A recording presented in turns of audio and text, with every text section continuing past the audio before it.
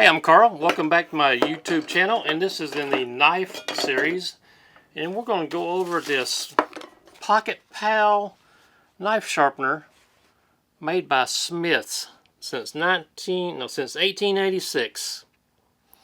Now it says you can do ceramic knives and dull knives. Easily fits in your pocket or pack. There's some instructions on the back. I've already read all these, so let's not go over that, but I'll kind of go over it in the demo. Let me take it out of here. Now, I did notice on YouTube, other videos, that there's now a Pocket Pal 2, and it's a few dollars more than this one. I paid under $10 for this, and I paid $5 or $6 on either Amazon or eBay, I can't remember. One of those online stores. Let's get this dull knife right here and cut this cardboard open.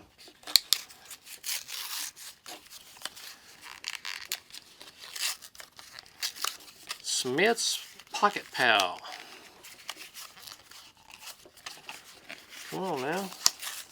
They did put this in there pretty good, didn't they? Okay. Let's just get rid of this trash. Drop it on the floor right here. Pick it up later. Okay. This little rod right here. That is for sharpening your serrated edges. And it gently, or not gently, it neatly folds up into right there. Snaps into place. Got a lanyard hole right here. We have the coarse and the fine.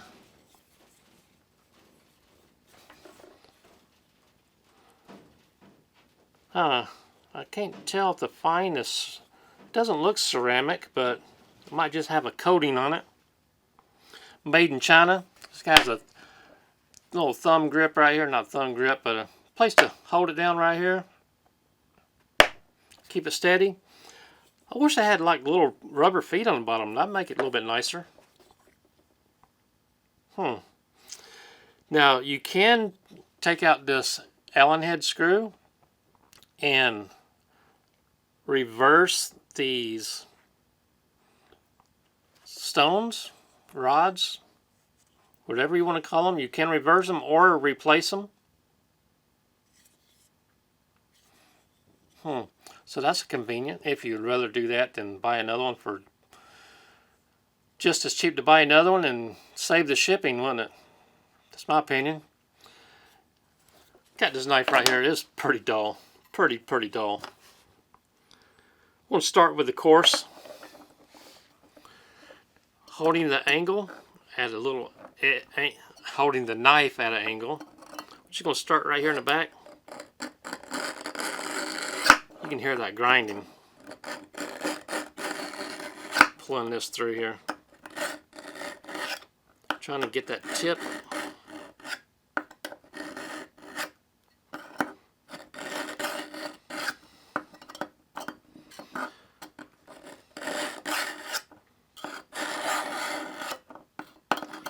I'm putting a little bit of pressure, but not a whole great deal. Just a little bit more than the weight of the knife itself.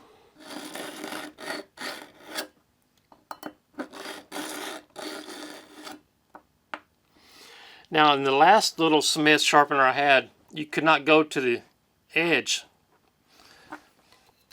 This one, you can go a little bit closer to the edge, but not all the way, because the knife handle, the way it's configured and engineered.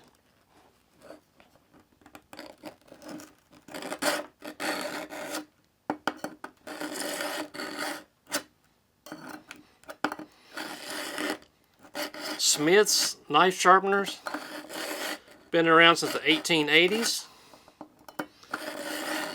Most of you probably know about Smith's already. The history behind them.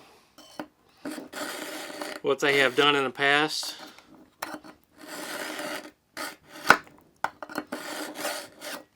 Get us a few more swipes on here. Then we'll go to the fine side. Now, it didn't say anywhere in the package, but I'm just going to assume that this is 25 degrees. You see all these shavings I've already taken off. Little bits and pieces of the blade. I can tell by how it's coming through each time is a little bit smoother than the time before.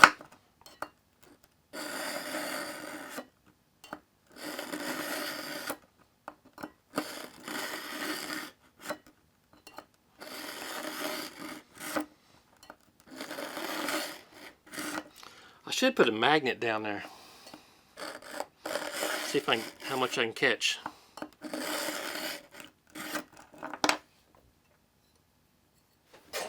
Okay, you can see where, there we go, where I've already started bringing it through the sharpener. Let's see if I can get a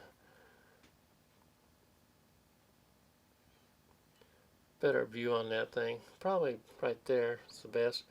Bringing it through, coming to the edge on both sides. There we go. You can see where I started. Came through, started right there. When the knife gets shiny, the edge gets a little bit shinier. Bringing it through. Let's go 4 more times. How's that? 1, 2, 3, 4. Now let's go to the fine side over here.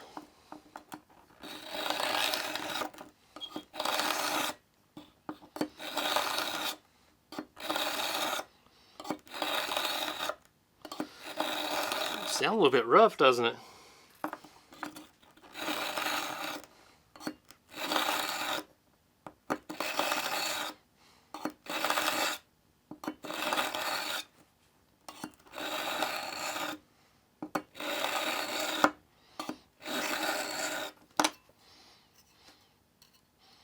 Yeah, I can tell a big difference.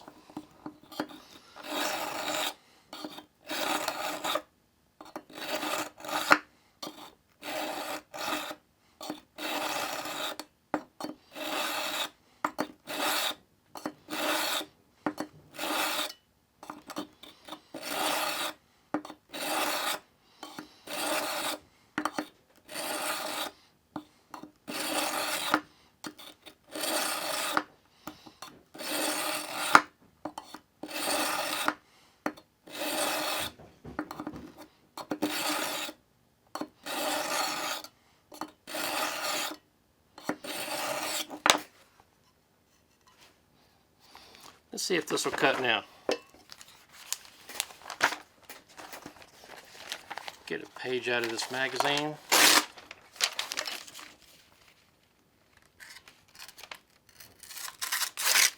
It's cutting. Not a great cut yet. Still needs a little bit of work on it. But you can see how this is working.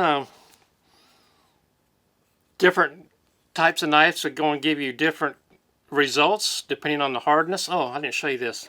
Whoops. To do the serrated part, I don't have a serrated edge right here next to me, but you just pretending, we're just going to say this is a serrated edge. You start and you turn with this as you sharpen, following the grind that's already on the blade.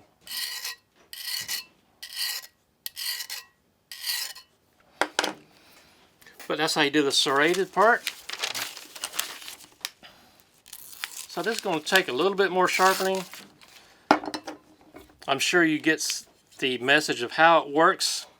And if you would like to have one of these and only spend a couple of bucks, wouldn't be a big deal if you lost it anywhere or just bought one just to throw in your toolbox, your tackle box, your glove compartment of your car. Not a bad tool. Not an outstanding tool, but not a bad tool either. My name is Carl. I do appreciate you being with us.